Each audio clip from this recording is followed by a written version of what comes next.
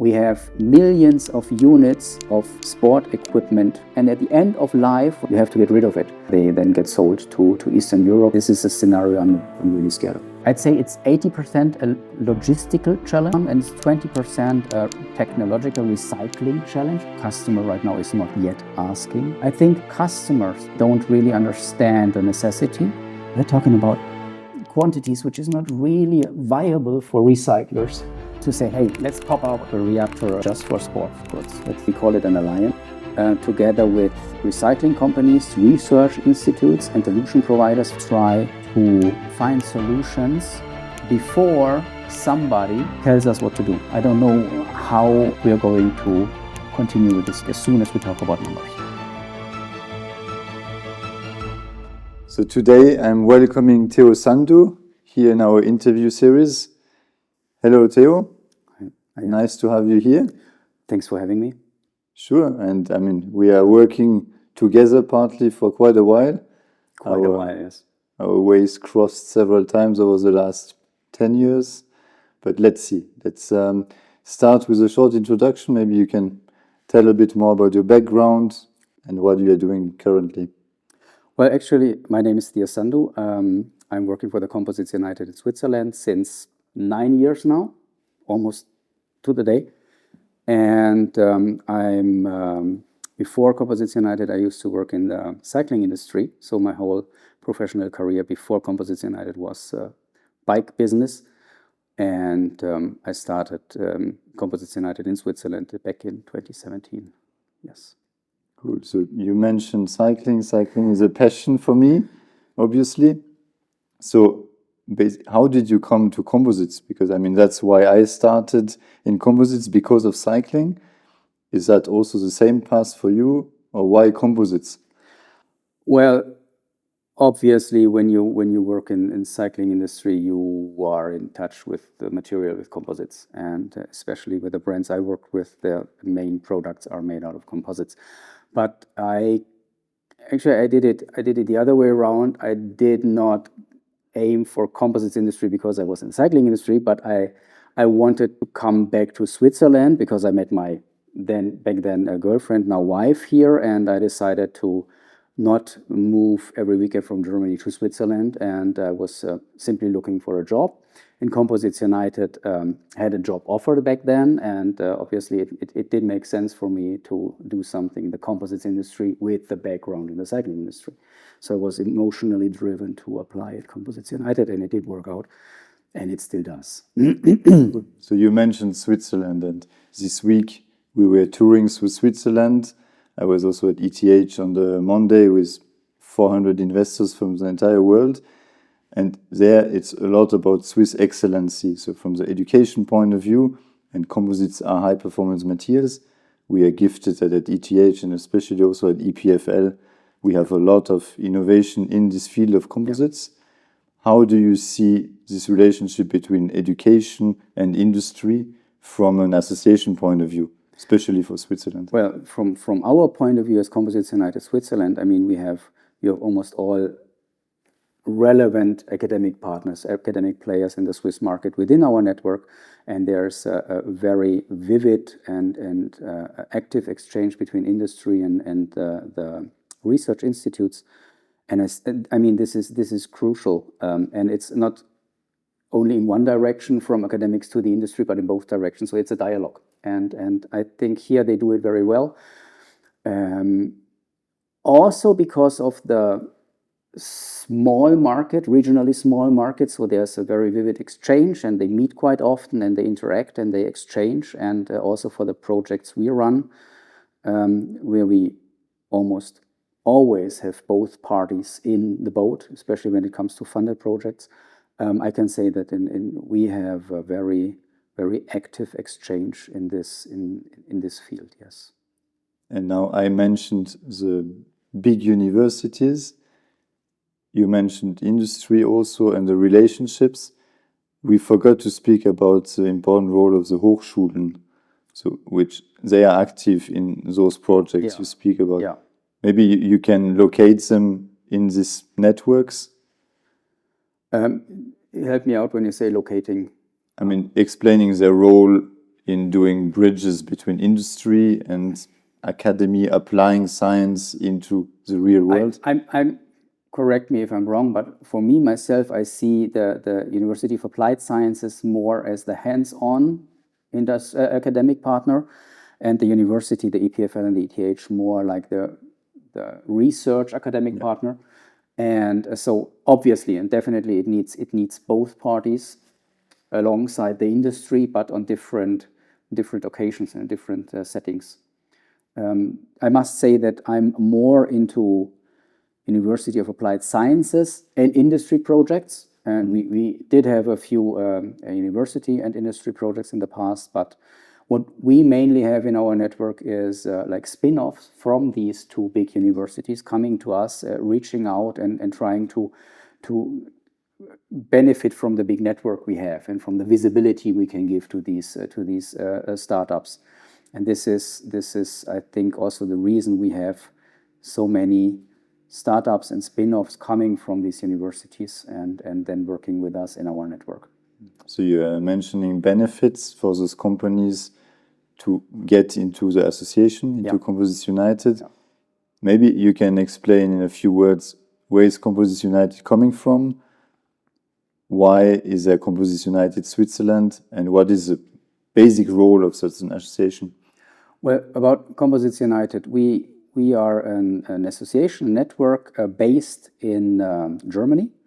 We have around about 350 active members right now, all along the value chain, from within the whole high-performance fiber-based industry. But also, as mentioned before, we have the academic partners, so the research institutes. And I think by now we are one of the world's largest networks when it comes to high-performance fiber-based networks. And we have several regional clusters and for regionally focusing, obviously, on the market. And we have, I think, 4 or 5 in Germany. We have one in Austria, one in Switzerland. And obviously, I'm running the Swiss chapter. And simply by the size of the region, we are more or less like a chunk of Germany, like Bavaria. And therefore, we focus solely, or I focus solely on the Swiss market when it comes to our members. But obviously, one of my main duties also is to connect our Swiss members to the German, to the Austrian members as soon as there are some necessities to link them, or some benefits for all parties to be linked. And this is the core we have at Composites United, to get our members to interact with each other. So you're building bridges, as you mentioned, as one of your duties, responsibilities, but you also bring legacy in sports. You mentioned you were in cycling. Tell us a bit more about one initiative you launched last year, the name of the initiative, the mission, and where you are at currently. Well, you said we launched last year, and we launched the SASEM, and I'm going to talk about that later on. But as I said, I started back in 2017 at Composites United, and one of my first goals was to bring the sports industry into the Composites United, because I saw the necessity. But back then, back in 2017, we simply failed. I must say we failed. We wanted to do a working group. We had all not all relevant players, but we had many relevant players here in Switzerland for an initial workshop. I think it was like 30 to 40 brands coming here, and they all were kind of open, but there was no pressure on them to act and to join forces. It was ahead of Corona, ahead of the Russian war. It was ahead of all the situations we had, and nobody realized that there is this. No, they realized that there was a dependency on the Asian market, but there was no necessity to adjust and to already prepare. So we simply failed. And then we started another attempt back in, I think it was 24. We said, okay, we do an innovation workshop, an innovation day on sports equipment. And we did it at VD in Germany in January last year. And then we got approached by 2 to 3 companies from the bike industry saying, look, we do have this challenge with sustainability, and we need some support to find some solutions. And then we initiated another workshop, and we got some more brands there. Also, not only bicycle brands. This is really relevant and important. This is not a bike industry topic. It's a sport industry topic.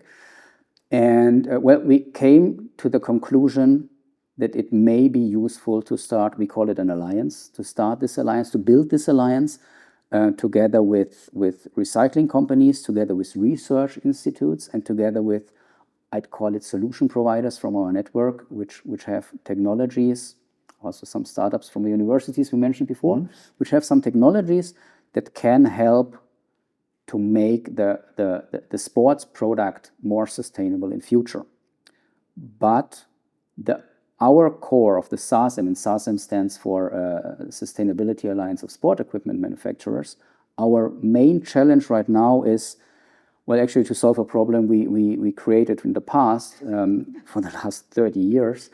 We have millions of units of sport equipment goods at end consumers. And I think this constellation or this setting is quite unique.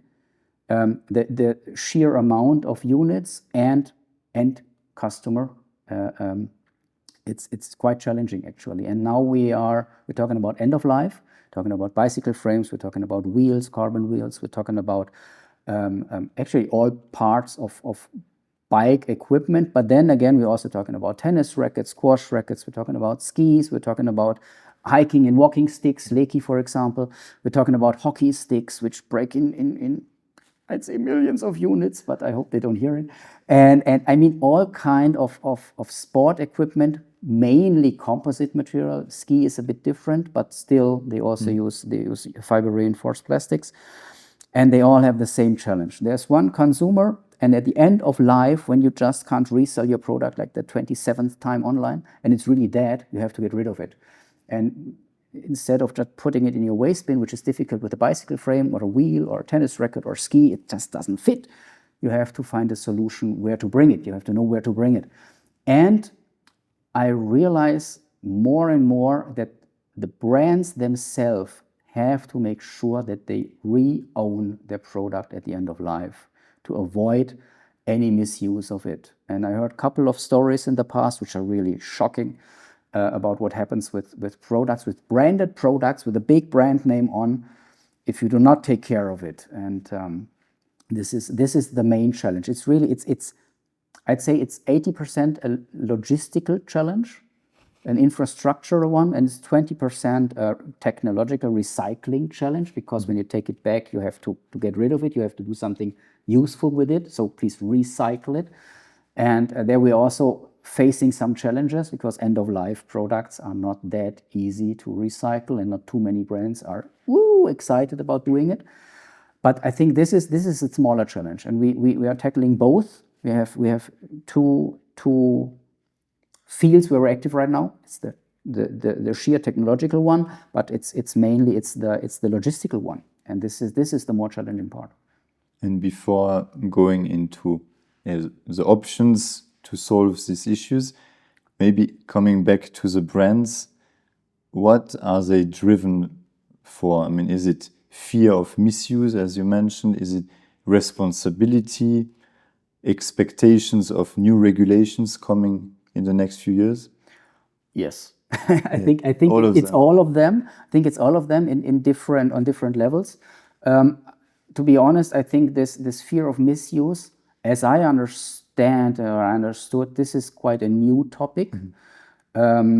Responsibility, I hope that they feel responsible for the products they put into the market for 30 years. They definitely should feel responsible for it and now find a solution, because technologically it's possible. And yes, regulation is definitely the big topic. And with the SASEM, we try to proactively find solutions before somebody, whoever, tells us what to do. So this is, I'd say, the goal we have. Yes. And is there some cross-pollination? Because I mean, Composites United is all about composites, and we have people from automotive, aerospace, sports. can we also cross-pollinate, knowing that automotive usually is the first to be regulated in Europe, and we know what happens there, and we expect that similar things will happen in sports. So we learn from that. How do you work at association level? Again, yes. I think having an eye on the other industries helps. But then again, we don't even have to have an eye on the other industries. We just have to look to France to see that we're not talking about automotive, but sports industry is already in the focus. And I think it's not about solving problems, but it is about being prepared to find necessary solutions faster. And yes, we are also, or the SASEM, the alliance is also integrated in the ECCA. You see us approach to tackle this on a European level. And also there, the exchange within the working groups is key. And we see ourselves as representatives of the sports industry within the or within the working group industry and recreation. And we try to understand and to learn from the other working groups, but also to do and to tell what we do. And we want it to be seen also at European level. Yes, this is I think this is the benefit of finding solutions, and then the solutions are seen and ideal-wise copy-pasted and then given as regulatory approaches or goals. But my main goal right now really is to solve the topic of getting the products out of the markets the good way and not the bad way, not getting them to incineration plants or not getting them somewhere landfilled. Yes. So avoiding silos, but having pragmatic solutions for the specific industry seems to be the way. Now, coming back to sports, I mean, obviously those brands, they have responsibilities. They are interested. I mean, they are participating to these initiatives. What about the end consumers? I mean, us, are they asking for it? Or is it also the responsibility again of the brands to put something in place before even it's really asked by the end consumer? As far as I understood from the conversations I had with the brands, customer right now is not yet asking. For some industry, they may even see it as greenwashing if you don't go all the way, but you say, hey, I'm using 20% recycled fibers in my new product. They say, why it's only 20%? Well, technologically, it's not feasible to do more right now, but they don't understand. I think, no, the customers at the moment right now, I think they don't really understand the necessity. I think, talking about bicycle customers, I do not think that too many bicycle customers understand the CO2 footprint of a carbon bike, a carbon frame. And I also think that it should not be in the interest of the industry to actively tell them, because you may bring them to a point where they avoid your product because they are kind of concerned about the footprint and they switch to aluminum, titanium, steel, whatsoever. Or they go away from cycling and they go hiking with sneakers. No, just kidding. I think it's a mixture of both. And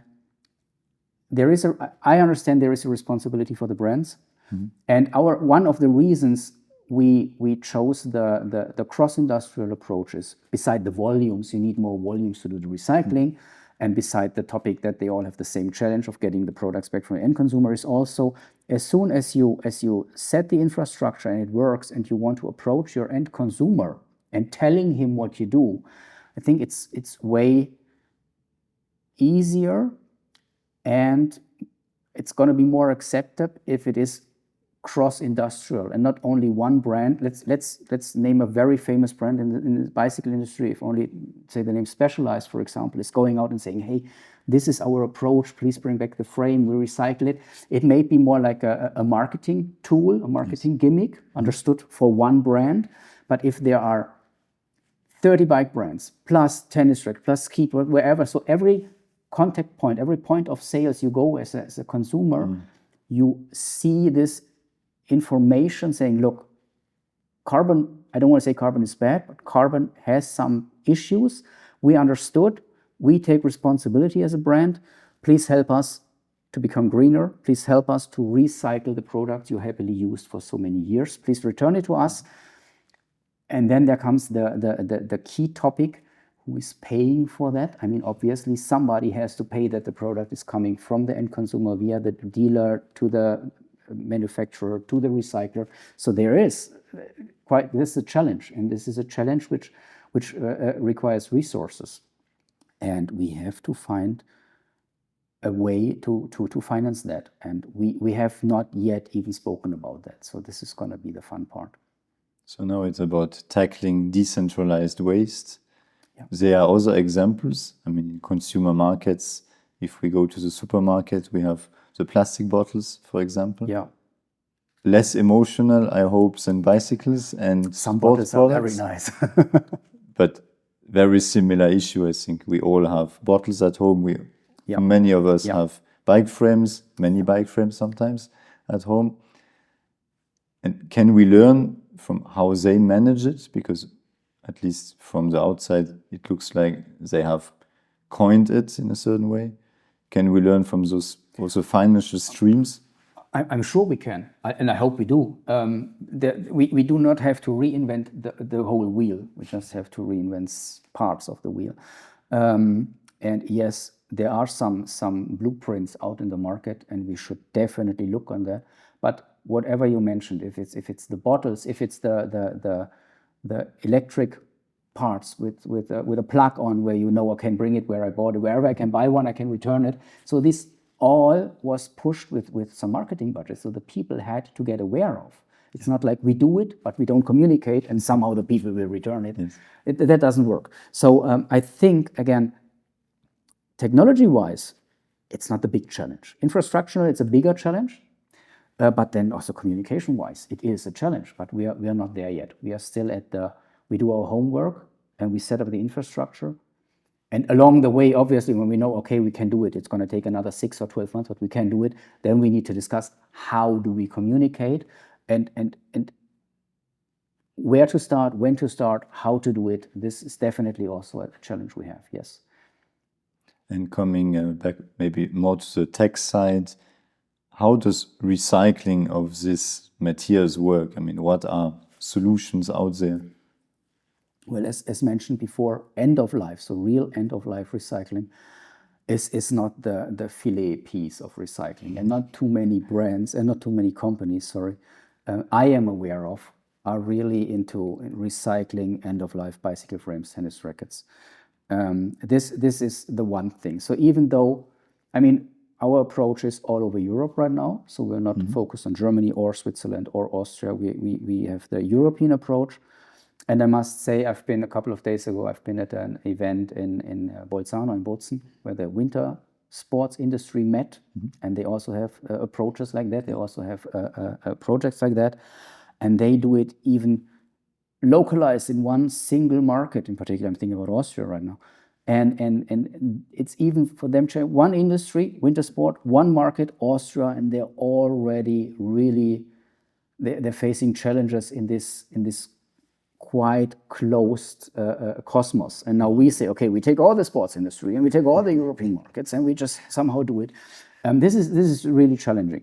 And then when we say, where do we do it and how do we do the recycling? I mean, there's not too much sense to have the product in southern Italy, but then recycle it in northern Germany, obviously. So we are aiming for local, national solutions, but I'm not sure if you can find a local, national recycling solution end of life in every market. For sure, in Switzerland, we can't right now because the market is so small. We in Switzerland are aware that whatever it is, we have to bring it across the border, which has other challenges, but we are aware of that and we somehow are going to handle that. But for the bigger regional markets, Germany, Italy, France, we are definitely looking for local solutions. So the bottleneck could be that obviously those technologies exist. I mean, we know that, but the availability where they are needed could be the bottleneck currently. I'd say it is currently the bottleneck.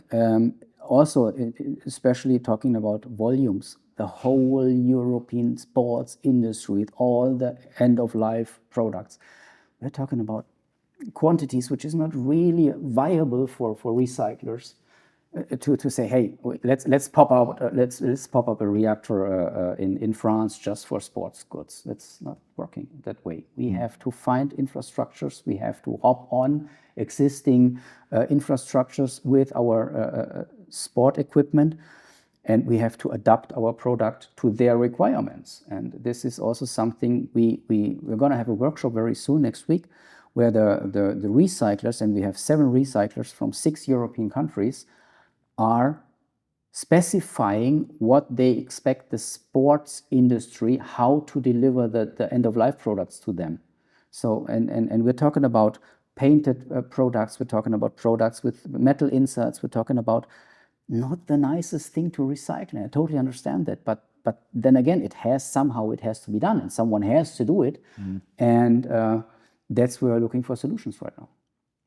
Yes, so you mentioned obviously the complexity. I mean, composites are per definition an association of different elements, and mostly, at least in the past, designed to perform the highest level possible, eventually as long as possible, but not designed for end-of-life recycling. Yeah, not yet.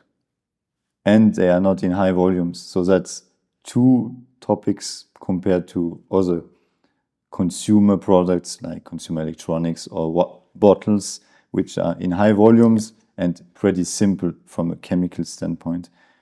So those are huge challenges, obviously, for waste industry to be interested to tackle. Yeah.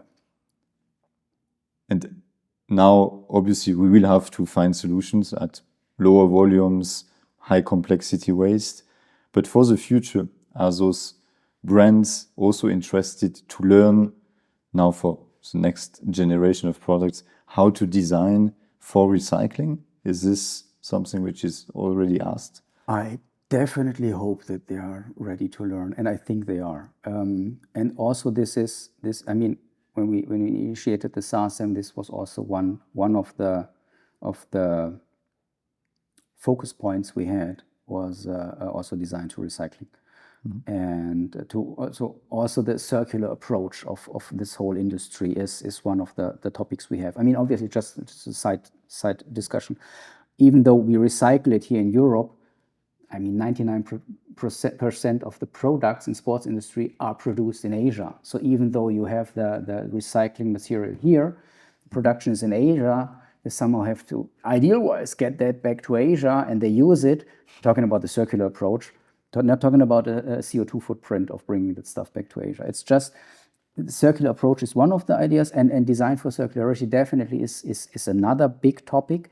But I think we as SASEM, as Sustainability Alliance, first, I think we have to prove to the industry that we're doing good, and we solve some pain points the sport industries have. And I think as soon as we show that, we can discuss about the next step, which then would be design to recycle.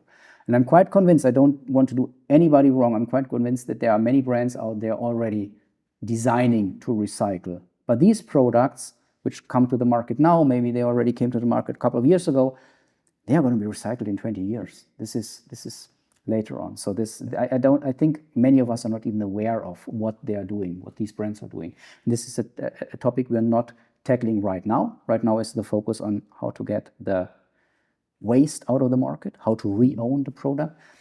As soon as we solve this, we focus on other relevant points where I'm absolutely convinced that if industries join forces, they do better, and they're going to be more successful with less resources than if they tackle it individually. Mm-hmm.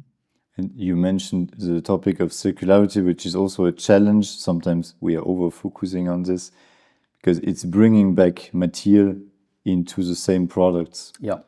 And obviously, as you said, some supply chains are as they are in sports. Lots of products are made in Asia. Yeah. And that would mean recycling material here, bringing it to Asia, making a new product, bringing it back to Europe. I mean, it has some logistics implications. CO2 impact to be assessed. Sometimes not even that bad if you take big vessels.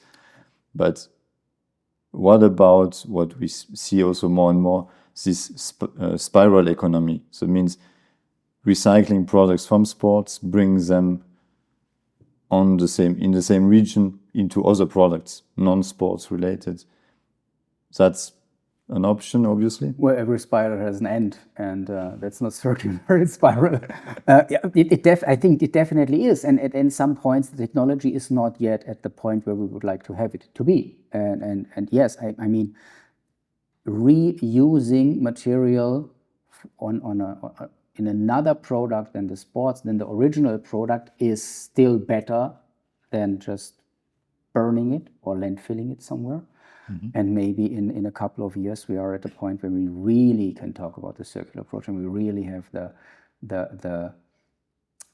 I'd say it's not even a question of the quality of the fiber, it's more a question of the mindset of the companies using recycled fibers with a 85% of the virgin fiber. But then again, I think the global demand on carbon fibers, on virgin carbon fibers, is going to be a lot higher, much higher in future, and the prices are going to increase. That's my presumption. And sports companies have to find alternatives to a virgin fiber, which is going to be more expensive in future. And I think that for many use cases, a recycled fiber is fantastic fiber to use. But it's not only the question of the fiber, it's the question of the whole infrastructure. Again, you produce there, the recycled fiber is here, you have to get it there. I mean, half of the infrastructure and half of the logistics works, but you need the other half to work, and you need to bring the fibers there.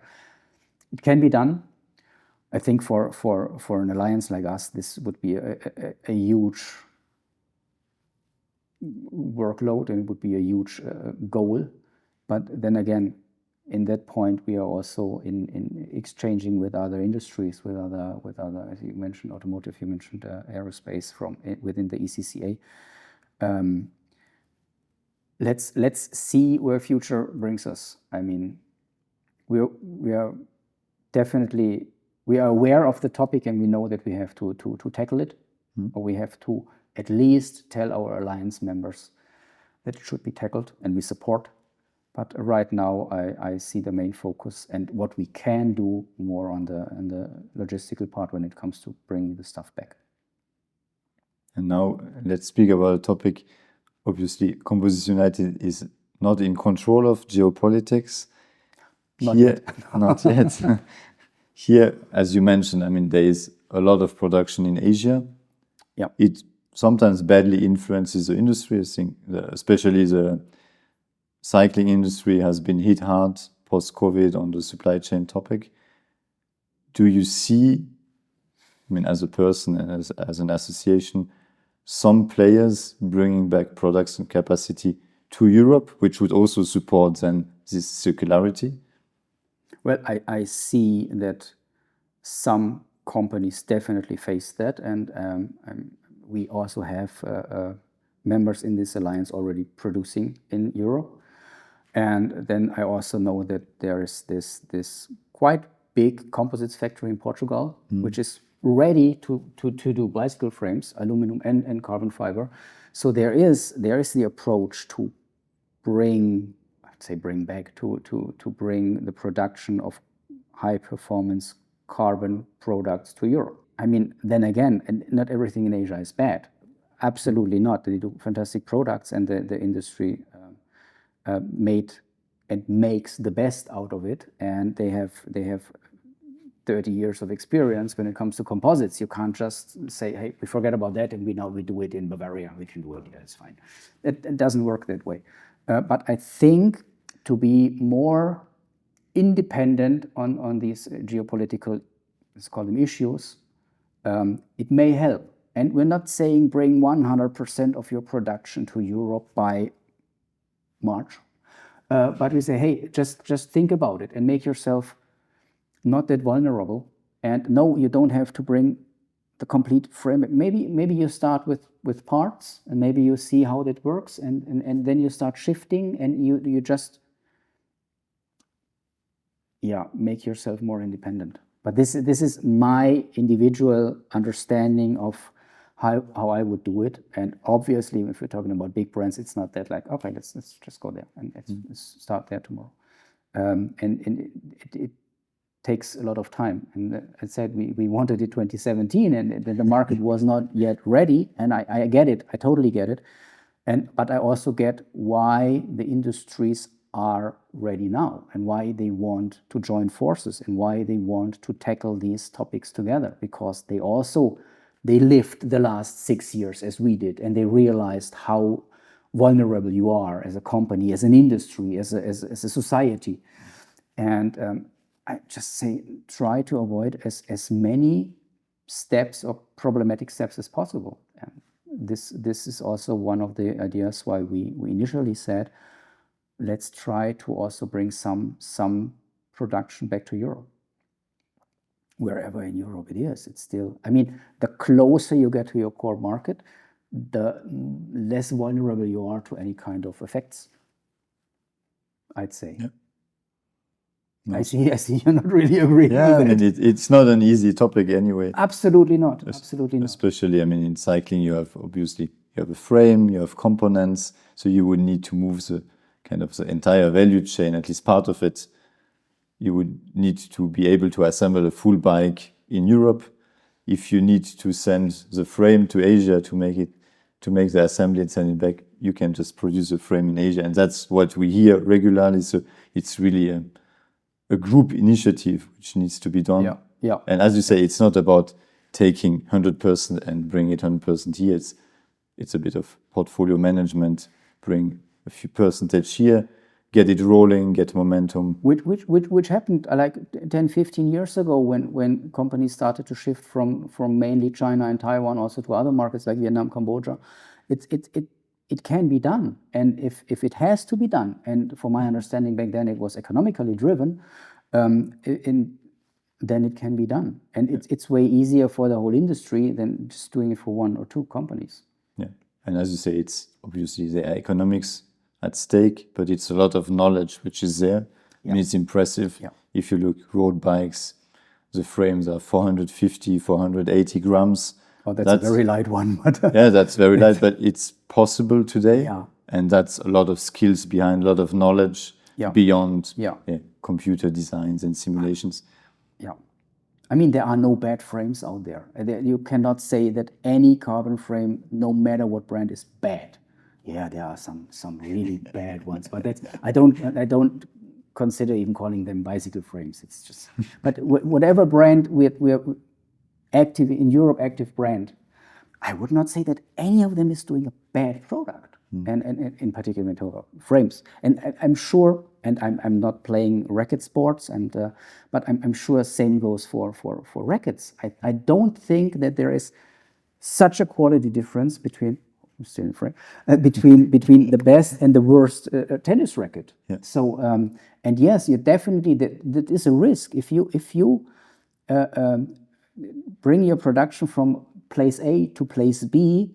You have to be in control of the production quality, and you have to be in control of place B to understand that your product is not dropping in performance and quality. And all the brands we have very very famous brands in our alliance. I'm very proud of that. And I mean, all of them are relying on their product and on that few percent more than the average. That is the difference between being these brands and being an average brand. So now we spoke about, I mean, composites being high performance, having long lifetimes. We speak about recycling a lot, especially in composites. But before recycling, and there will always be an end-of-life topic, what about repairing and looking at kind of prolongating lifetime, because we can repair those very complex materials? Yeah, fantastic topic for us. I think for the bike composites, it's not that much, but definitely if you can repair a bike frame, and I understood we also have We have a specialist for repairing bike frames in our alliance. I think technical repairing is possible in way more cases than people would think, but it's not viable. It's cheaper for a bicycle brand to replace the whole frame instead of paying for a repair for the frame. Then we're talking about the high-priced frames. We're talking about the expensive ones. We're not talking about a $14.99 frame set, full carbon. There is no economical interest for probably all parties to repair that. But then when we're talking about, I name it again, an S-Works frame set, which is one of the most expensive I am aware of, it may make sense to repair it, but especially if there is some emotional value to the bike, because you rode your first, ultra distance with it whatsoever. So technically it's possible. And I absolutely agree that that's why we have some specialist in our alliance. It would be very nice to bring now we're talking about bike, because this is the one we have the specialist in, if the companies understand that repairing and certified repairing, not everybody repairing and then just put it on the street again, but a high quality repair job is preferable to tossing it into the waste and just replacing it with a new frame, even though it may be cheaper for the company. But it's not better for the environment. Absolutely. And yes, we currently have a funding project running. We applied for a funded project, Eureka project, where repair and reuse is one of the key topics of this whole project, for sure. So we come back to education. So it's also availability of those skilled people who can first measure the kind of defects, then repair it. Can all be done. And I think educating these people is less challenging than setting up a reverse infrastructure to getting all the products back to recycling. It can be done. And we would even be ready to start this program if there's an acceptance in the market and if the companies understand repairing is not that bad and it might be a solution, then we would be ready to start educating people. Whoever these people are we talking about independent bike dealers who can do the first evaluation, repairable or not, in the shop, but then again, they do not repair? Or is it any special institutes? Let's say we have 5-6 centers in Germany where you can ship your frame to, or bring it there and say, okay, this is possible and we can do about 30%, and for the real tricky ones, you have to go to a specialist, whatever. This has to be specified. But it is possible, it's feasible, it just has to be desired. It has to be desirable, especially from the industry's side. I know end consumers are bringing their frames to this particular institution, letting it be repaired on their own expenses because of the emotional, sentimental value, but not in the numbers it should be. Yeah. And then we didn't speak about insurances, which are also influential in these topics, especially when we speak about really the premium bikes, which are insured specifically. I mean, they're out of normal insurances. And then it's also about educating the insurances that this is possible and it's not just a replacement game. Absolutely. And the misuse of brands I mentioned right at the beginning of our interview was mainly focused on what happens with bikes and frames which by insurances were marked as damaged, fully damaged. We replace it. And I heard of some cases that not all of them go to where they belong to, which in that case would then be their waste, their garbage. They're not rideable anymore. But they then get sold to Eastern Europe and they are ridden and they are not safe to ride anymore. And this is a scenario I wanted to say I'm a bit scared of. I'm really scared of. Because if this happens too often and too much, and there are too many bikes out there which are definitely not safe to ride, but they are still ridden, but because it's cheaper to sell them to somebody who brings it to Eastern Europe than to just take away all the parts and get rid of the parts, that scares me. And I think this is one of the points where the brands have to make sure that they re-own their product at the end of life. That's worth an extra documentary. That's absolutely worth an extra documentary. I would know somebody who would be way better on this chair than in this documentary than I am.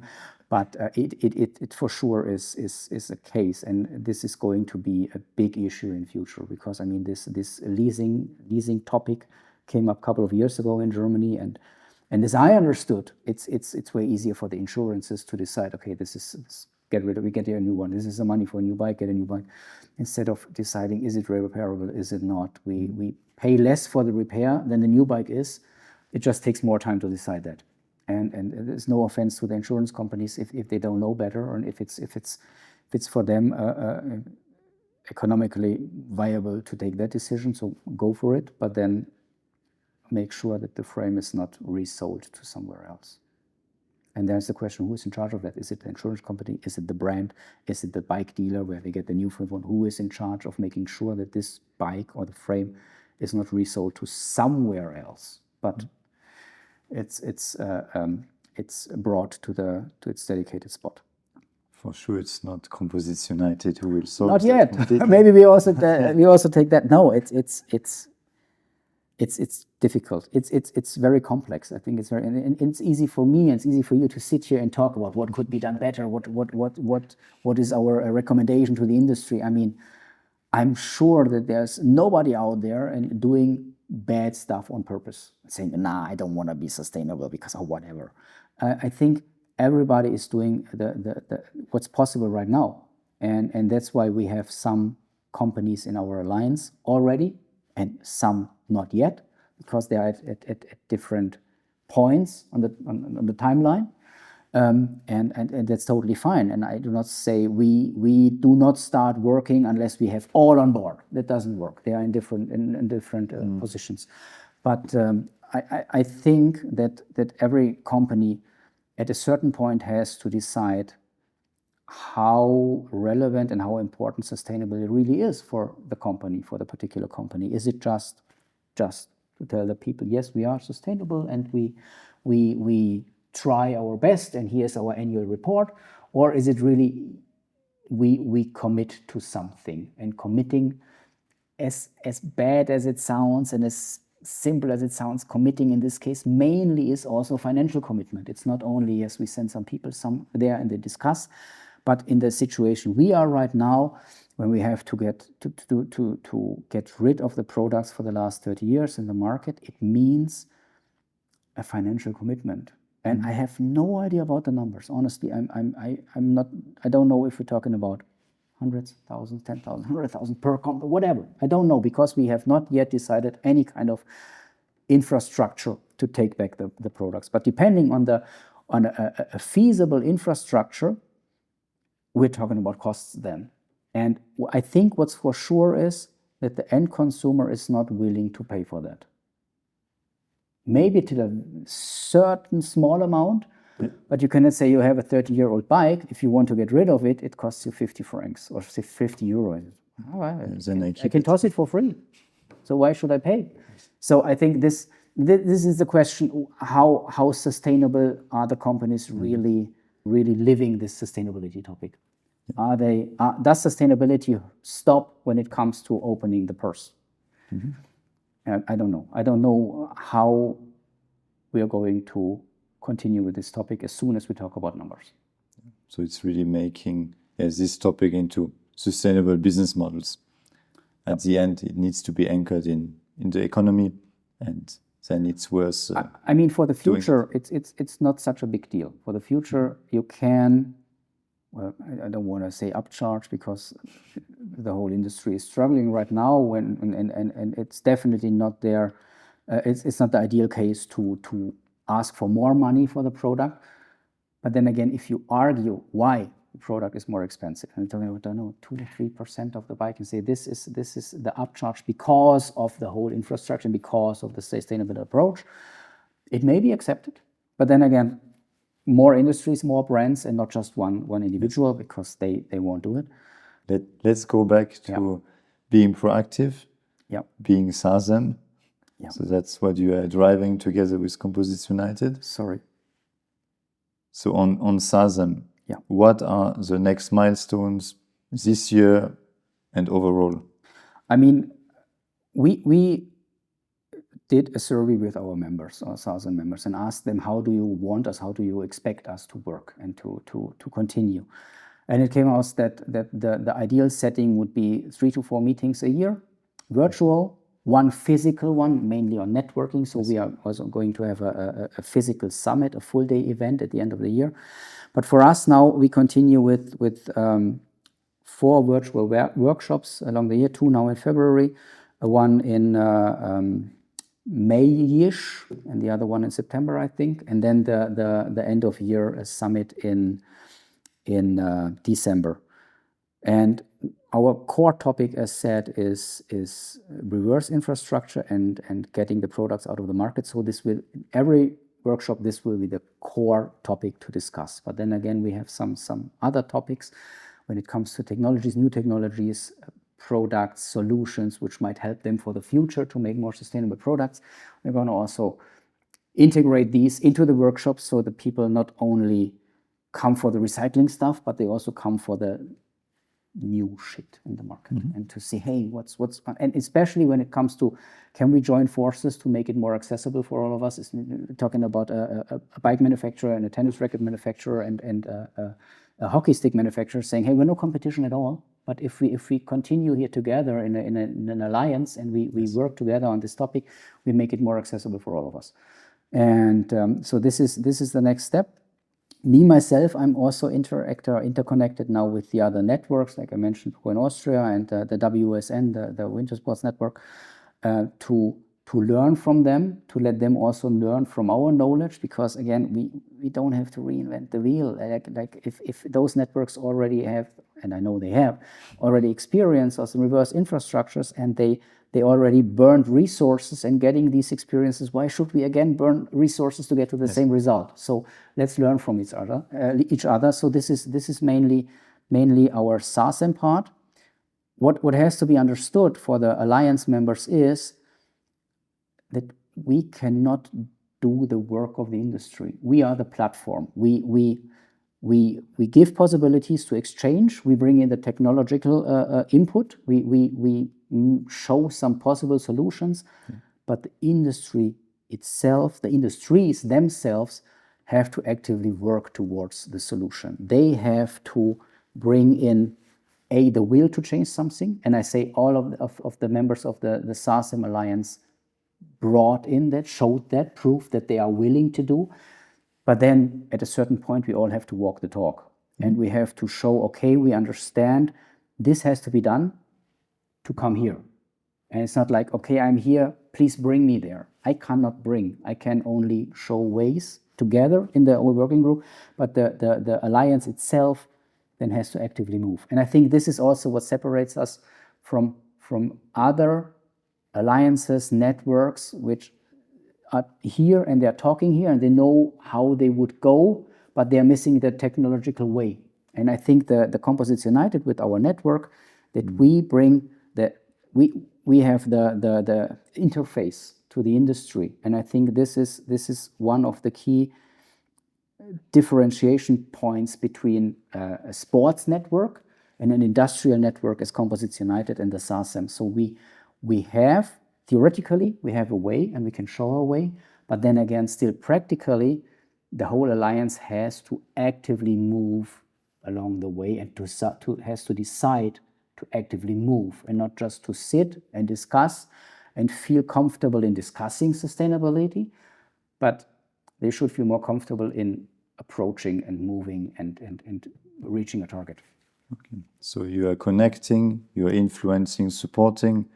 The industry needs to own it, implement it. Exactly. We are moderating, we are hosting, exactly, we are reporting, but it is a working group. And it implements working, and the companies have to work. I am not in the position to tell the industry what they should do. I think the industries, they have to work out by themselves what the right way is and then walk that way and go to that goal. I'm not sitting here saying what you do is bad, this is good. This is absolutely not my approach. I'm sitting to understand with the industry together how the right way would be, giving some input on what could work. Yes. I'm sure many of the input may also fail, but together, as soon as the industry understands that this is the way which they worked on together, they are way more willing to walk the way instead of being one person, bad, good, do, crap. Doesn't work. So now that sounds really exciting. How to join this initiative? Or how to join SASEM? The best thing is it's free. You can join us, and it doesn't cost you any penny yet. When it comes to recycling, it's going to cost. No, just reach out to me. I mean, when you are either a recycling company saying, "Hey, I have experiences. I'm willing to do. I have technology," reach out to me. As said, we right now have 7 companies in 6 markets. Yeah. Or if you are a sports company, but any kind of sports, ideal-wise with fiber reinforced, but we're talking about. I mean, what we didn't tackle is boats, like recreational boats. We originally from Germany, so we have 2 brands with Lettmann and Prion. I'm aware of doing high-performance boats, also with fiber reinforced paddles, like. Surprisingly, as I understand, most of them are produced in Europe and not in Asia. So we totally let out them. Fishing rods, produced in Asia but used here and branded here. There are European brands having fishing rods, and it's all kind of the same problem. Fishing rod may be quite long, even though if it's brittle. What do you do at end of life? And as a brand, you should be aware of it. So any sports equipment manufacturing brand having a brand name on, saying, "Hey, I feel responsible for my products," reach out to me. I'm going to be at the JEC in Paris. You find us at the Composites United website soon. Reach out to me, drop me a mail. It's super low key to join. You sign in an LOI that you want to actively participate, and then you participate at the working groups. You are with us, and you decide this is the way I want to go, or which is also possible. Nah, this is the wrong direction. This is not what I expected, then leave again. There is no necessity to stay with us if you're not satisfied with the results we bring. And this also forces us, obviously, to bring some results. We're not just an association because we want to be an association. We're an association because we want to reach goals and we want to move something. And again, it's free of charge. Nice. Theo, I will definitely share your contact data also with the interview. Thank you. And now we spoke about SASEM. This is within Composites United. How to join Composites United is the same. We just reach out to you and it's for free. No, yes, you reach out to me, absolutely, and it's not for free. But there's obviously much more than this alliance, the Sustainability Alliance we have. It is a network. It is a huge network. It's at 350 members in mainly Germany, Austria, and Switzerland, but not solely there. And we, depending on the company, depending on the applicant, we have several possibilities, options, benefits for these companies. And the best is either reaching out to me or reaching out to my German colleagues, Austrian colleagues, saying, "Hey, I'm interested in the Composites United," and we are more than happy to help and to support. And no, we do not charge for supporting. It's free, and we're also not selling memberships just for selling memberships. We're selling memberships if it's necessary and useful and really helps the companies, because there's no need to acquire a member and after a year he's leaving disappointed again, saying, "It's a shitty network." That's definitely not our goal, and we won't do that. But I think that, and I know, most of the members in Switzerland, they are long-term members, and the ones coming, like most of them stay. And for those few who are not staying longer, they 1, 2, 3 years, there are mainly other reasons than the performance of the network why they leave again.